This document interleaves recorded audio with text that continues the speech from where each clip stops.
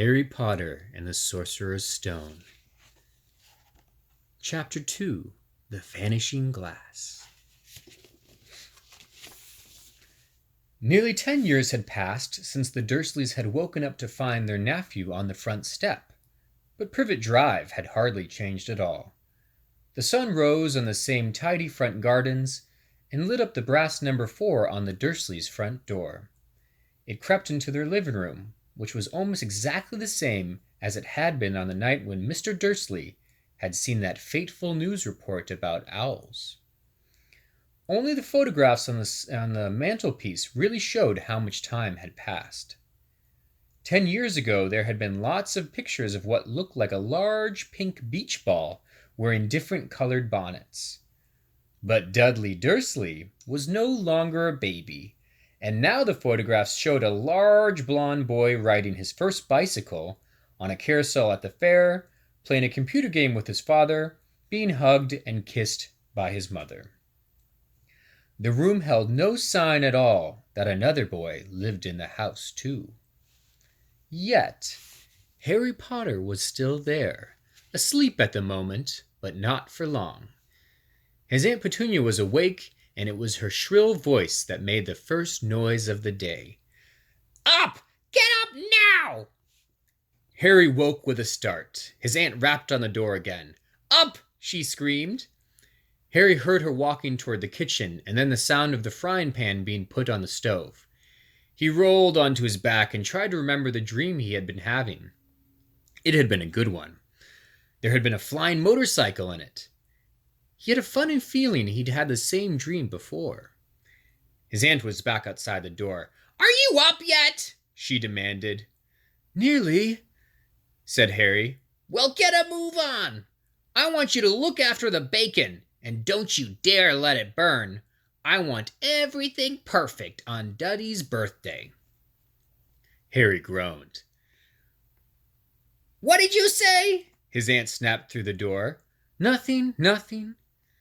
Dudley's birthday. How could he have forgotten?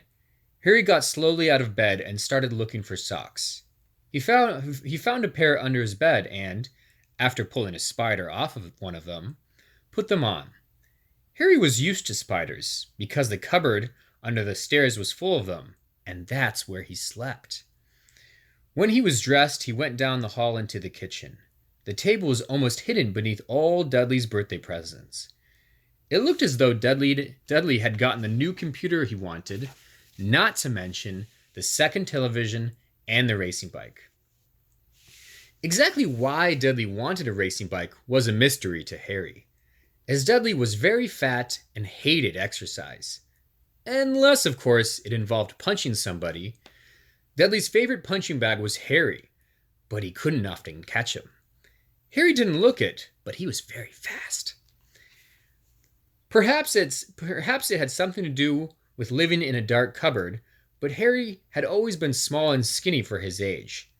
He looked even smaller and skinnier than he really was, because all he had to wear were old clothes of Dudley's, and Dudley was about 4 times bigger than he was. Harry had a thin face, knobbly knees, black hair, and bright green eyes. He wore round glasses held together with a lot of Scotch tape because of all the times Dudley had punched him on the nose. The only thing Harry liked about his own appearance was a very thin scar on his forehead that was shaped like a bolt of lightning. He had had it as long as he could remember, and the first question he could even remember asking his Aunt Petunia was how he had gotten it. "In the car crash when your parents died," she had said, "and don't ask questions." Don't ask questions.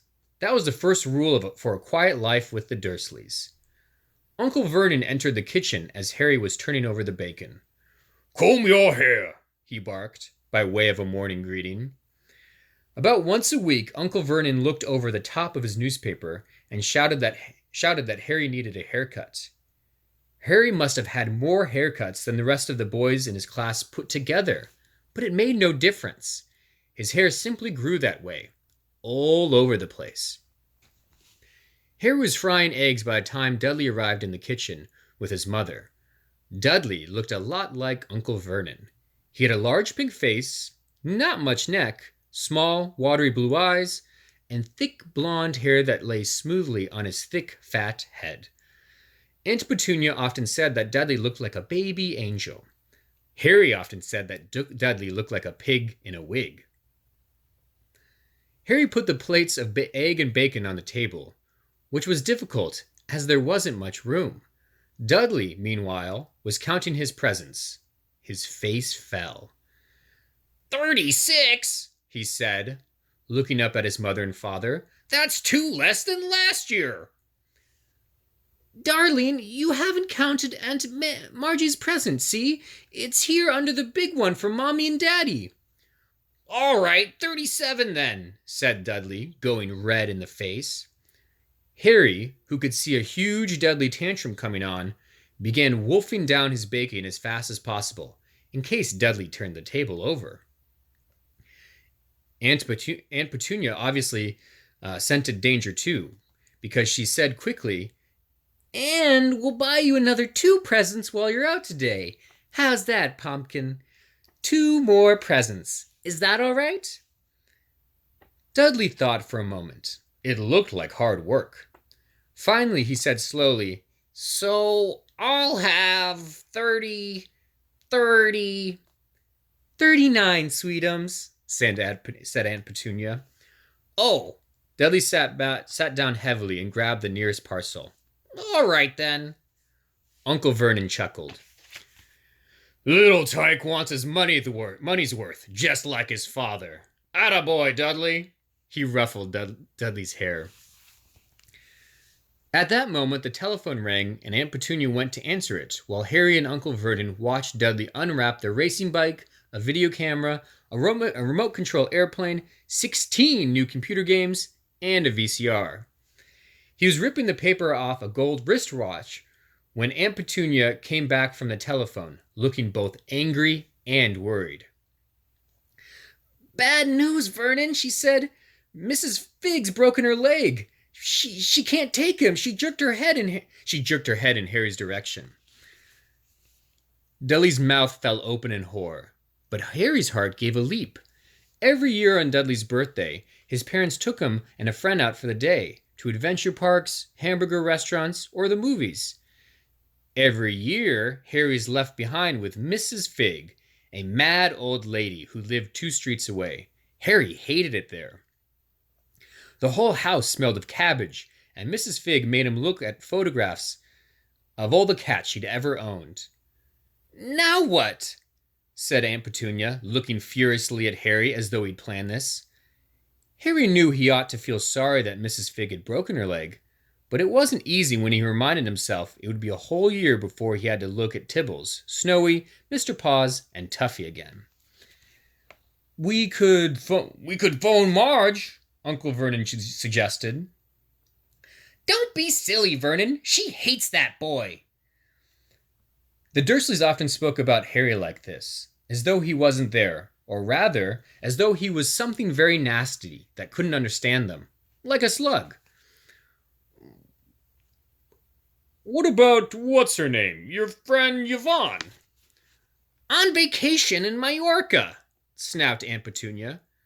"You could just leave me here," Harry put in hopefully. He'd be able to watch what he wanted on television for a change, and maybe even have a go on Dudley's computer.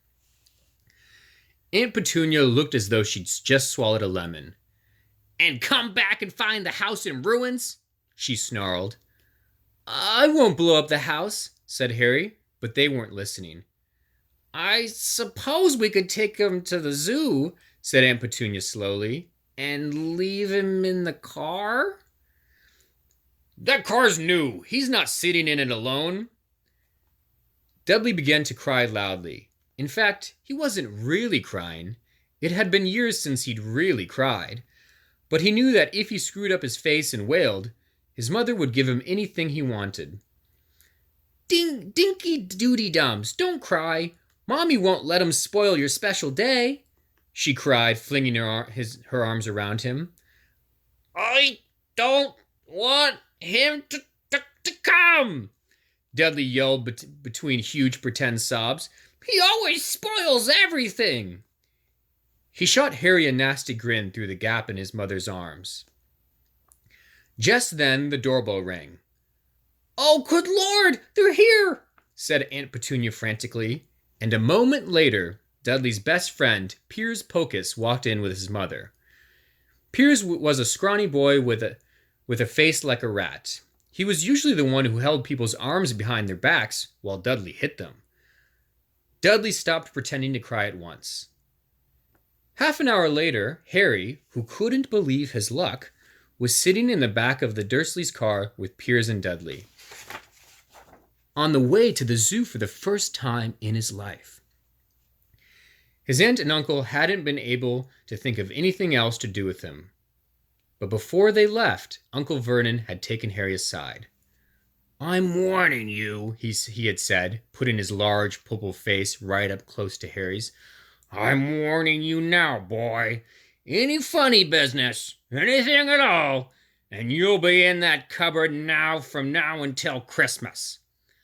"I'm not going to do anything," said Harry. "Honestly." But Uncle Vernon didn't believe him. No one ever did. All right, we'll continue with chapter 2 tomorrow.